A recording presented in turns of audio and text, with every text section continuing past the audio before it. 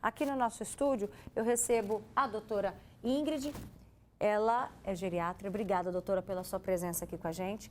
E recebo também aqui a Carol e a Fernanda. As mães delas têm a doença, né? E elas vão contar pra gente como que é essa realidade. A sua mãe foi diagnosticada há mais de 20 anos, não é isso, Carol? Mamãe, ela tá com 83 anos, tem 22 anos de Alzheimer.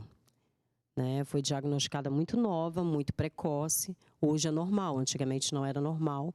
Foi bem precoce, mas hoje eu já aprendi a lidar muito bem com isso, mas é muito difícil, é muito desafiador.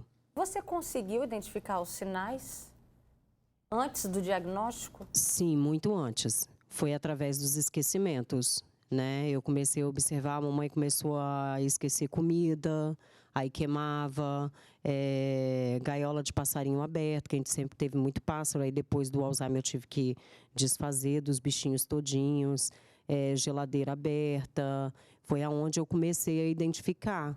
Só que para diagnosticar o Alzheimer, isso lá atrás era muito difícil. Hoje ainda é muito difícil, mas tem mais facilidade, né? Então foi bem difícil para diagnosticar. Eu demorei aí uns 8 anos para ter o veredito, né, de que era Alzheimer mesmo.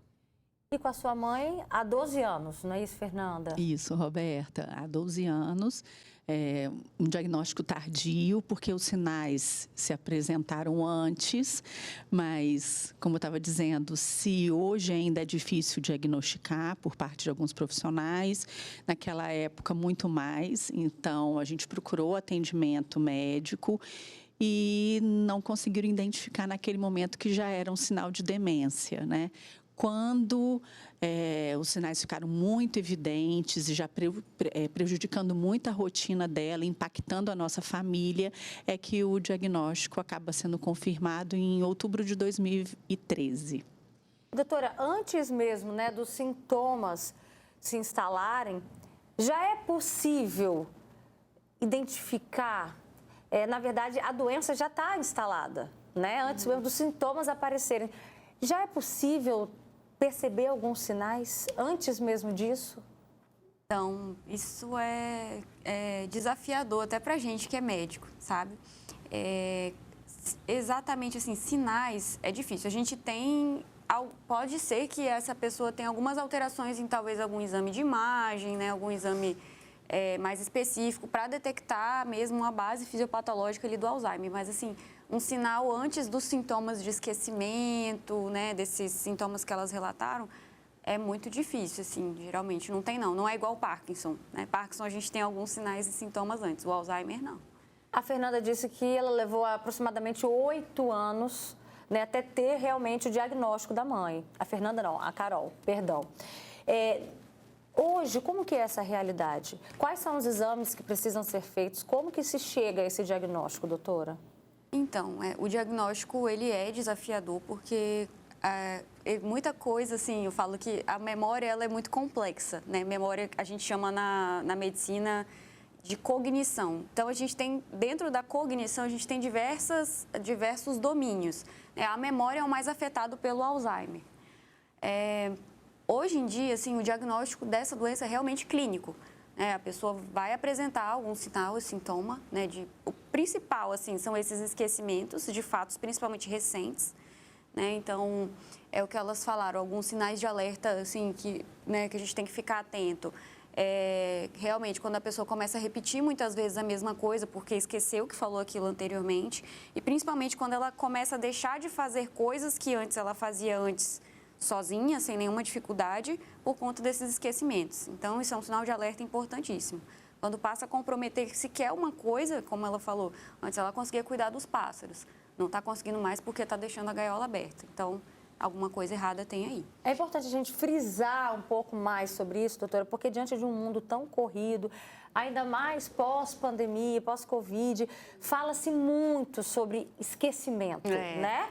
Acho que todas nós aqui, quem está em casa também, sempre vai ter uma história para contar, uma história recente, né? A gente está falando de algo que aconteceu pontualmente. Como é que a gente consegue diferenciar o esquecimento considerado normal desse tipo de quadro que já abre um alerta? Então, o esquecimento, né, como eu falei, a parte da cognição, ela tem diversos domínios, né? A gente tem que lembrar que para a gente reter uma informação, a gente precisa de atenção também, na hora que a informação é passada para a gente. Então, isso é um ponto. Se eu tenho alguma coisa que prejudica a minha atenção, naquele momento que aquela informação X foi passada para mim, então, possivelmente, eu vou esquecer aquela informação. Então, isso acontece muito hoje em dia. Por quê? Porque a gente está aqui fazendo uma coisa, mas está ali ligado no celular, e aí esquece onde colocou a coisa e fala, meu Deus, estou esquecida. Então, na verdade, às vezes é uma dificuldade de prestar atenção. Né? Hoje, a gente sabe que ter a memória consolidada, cristalizada, ela passa por esse processo da atenção. Então, assim, o principal sinal de alerta mesmo para essa doença é quando ela começa a afetar a capacidade da pessoa realizar as coisas que ela realizava anteriormente. Então, assim, se ela deixa de fazer alguma coisa porque ela está mais esquecida, pode saber que tem algum processo patológico, né, alguma doença se instaurando aí. Né? Como foi para vocês receberem esse diagnóstico da mãe de vocês?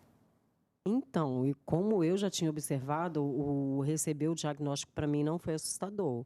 O mais difícil é você conseguir colocar na cabeça dos familiares. No caso, eu tenho 2 irmãos, né? Então, é muito difícil de você colocar na cabeça deles de que aquela pessoa está passando por uma dificuldade. E na época que eu identifiquei, meu irmão, não é nada não, isso é estresse. Ah, não, isso daí é cansaço, que é o que mais acontece. E não é, a gente tem que, quando você diagnostica, mesmo que não através de médico, você tem que procurar um médico, um profissional, para saber se realmente aquilo é verdade ou não. Tanto é que o de mamãe foi tão grave que ela já botou fogo na casa comigo dentro, eu tomando banho. Se os vizinhos não tivessem visto e eu não tivesse o hábito de ficar com tudo aberto, eu tinha morrido queimada e mamãe também, porque não entrou uma fumaça no banheiro, não entrou cheiro de nada. Então, é muito grave a intensidade disso e as pessoas não dão real valor a essa gravidade, porque eu já passei por infinitas situações que eu já nem, assim, não consigo nem lembrar. A pior de todas foi essa. Entendeu? Foi assustador. E para você, Fernanda, no seu caso, você é filha única, né? Filha única. Qual é o maior obstáculo disso tudo? Gerenciar os cuidados sozinha. As pessoas pensam que contratar cuidados, né? Cuidadores ou técnicos de enfermagem, isso já resolve, né? Ou seja, que não há mais trabalho, que não há desgaste por parte do familiar.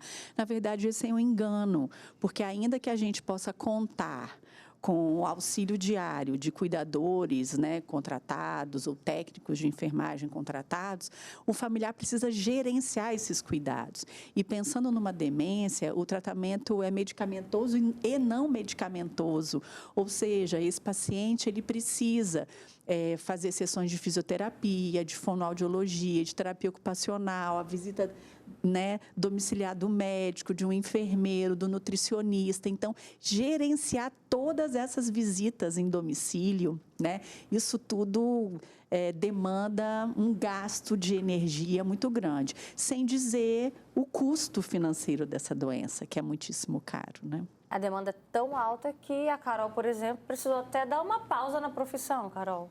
Então, eu fiquei ausente da minha loja muito tempo, não sei nem dizer quanto tempo. Eu retornei agora em abril, né? Mas eu fiquei ausente muitos anos aí, para poder cuidar da mamãe. Agora ela está acamada e aí, como ela encontra-se acamada, agora eu consigo ir para a loja, né? Então, eu consegui voltar um pouco à minha rotina normal, mas está cansativo. Aí vem aquela pergunta, né? Quem cuida de quem cuida? Como que é a realidade dessas famílias que têm um idoso com Alzheimer em casa, doutora?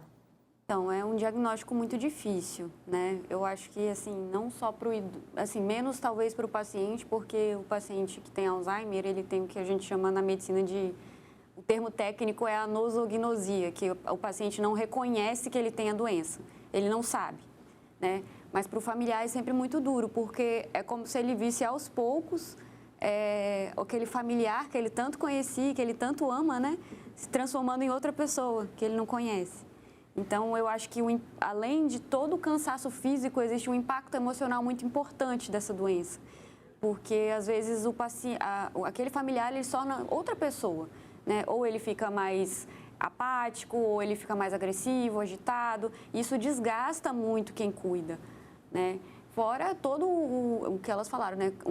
Uma pessoa, assim, que eu acredito que, assim, a mãe delas chegou, né, tá nessa evolução prolongada da doença porque elas são muito bem cuidadas. Porque tem todo esse investimento delas como filhas, né? E o investimento em uma equipe multiprofissional, que retarda muito, né, as perdas que a doença traz. Então, assim, é um desgaste físico, mental e material. É muito impactante. Doutora, eu abri esse nosso bate-papo aqui com um dado muito assustador, falando que há uma projeção que até 2050, 6 milhões de brasileiros sejam diagnosticados com Alzheimer. Vocês ficam preocupadas, ainda mais que existe também, né, esse fator genético, isso te assusta, Carol?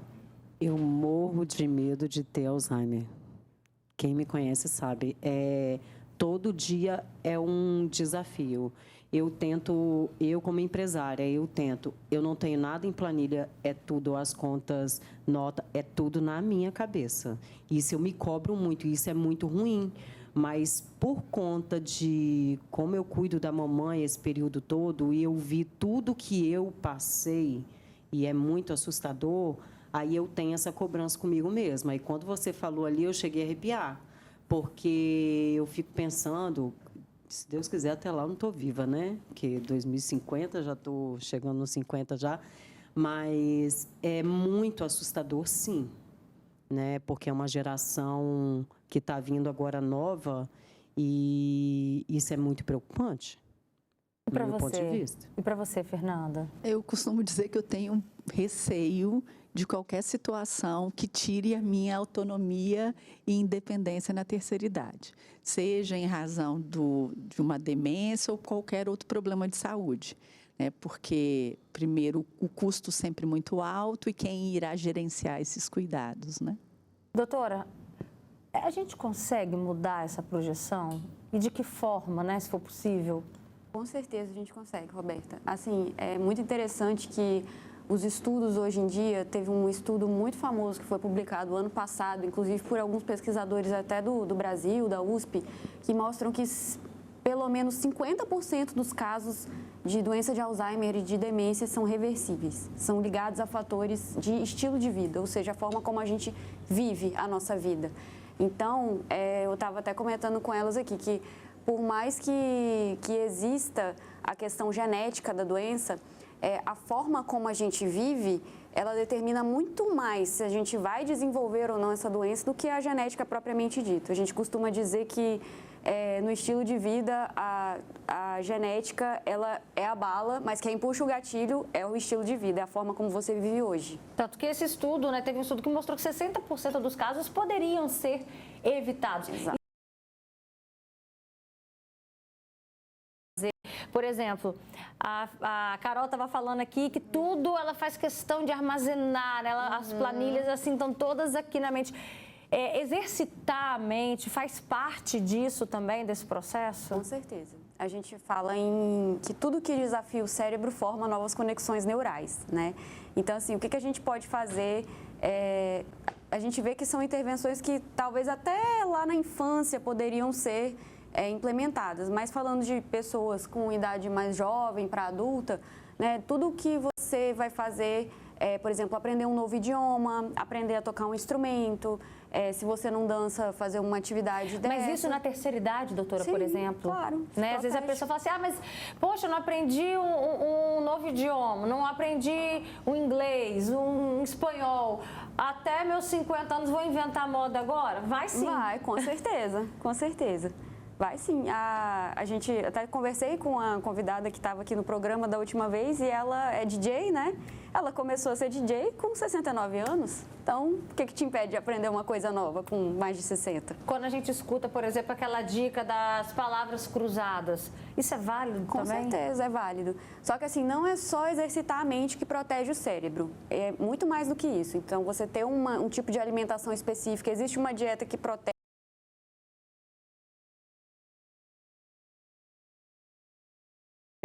Fazer atividade física é essencial, porque isso também forma novas conexões neurais. Ter um sono de qualidade é muito importante, porque a gente sabe que é durante o sono que é feito, por exemplo, a eliminação de substâncias tóxicas ali para os neurônios. Então, tudo isso é muito importante, além de ter uma boa conexão social, que a gente sabe que isolamento social é um fator de risco para a demência. E, além disso, gerenciamento de estresse, que também é um desafio hoje na nossa realidade, né? E aproveitando o caso aqui das mães delas, né? Por que há uma prevalência entre mulheres? Porque isso está muito relacionado à genética, tá? Porque as mulheres, na verdade eu falo até que talvez é uma prevalência um pouco enviesada. Por quê? Porque as mulheres geralmente vivem mais também. Então, o diagnóstico é mais prevalente nas mulheres porque elas vivem mais e por conta do componente genético mesmo. Né? E porque a mulher tende a procurar mais médico, tende a diagnosticar mais, então tem essa tendência. Já que você falou do diagnóstico, como é que foi o processo para convencer as mães de vocês a buscar uma ajuda? Porque quando chega geralmente nessa fase, é difícil às vezes até marcar um geriatra de uma consulta de rotina. Foi fácil para vocês? Não foi? Como é que foi isso? Para a gente foi dificílimo. Primeiro foi difícil conseguir o diagnóstico, porque o primeiro profissional não valorizava as informações que a gente levava, né? Não identificava que ali já havia um caso de demência. Então, a primeira dificuldade foi essa. A segunda dificuldade era a adesão da paciente, né? A minha mãe não aceitava, né? Então, naquela época, a gente buscou um neurologista. Uma senhora, nascida em 1938, né? Tinham muito preconceito em procurar um neurologista. Então, conseguir levá-la até um neurologista foi um grande desafio. Levar já foi difícil e depois aceitar tomar os medicamentos, né? Então, desafiador. Tá certo, gente. Olha, o importante de todo esse bate-papo é a gente pensar nessa conscientização, observar os sinais, né, doutora, que ela já apontou muito bem, aquele esquecimento que começa a trazer algum prejuízo, né? E vale lembrar, só para a gente encerrar reforçando, é que o diagnóstico precoce faz toda a diferença no tratamento, né, doutora? Com certeza. Gente, obrigada pela presença de vocês, um bom resto de final de semana, tá bom? Um beijão.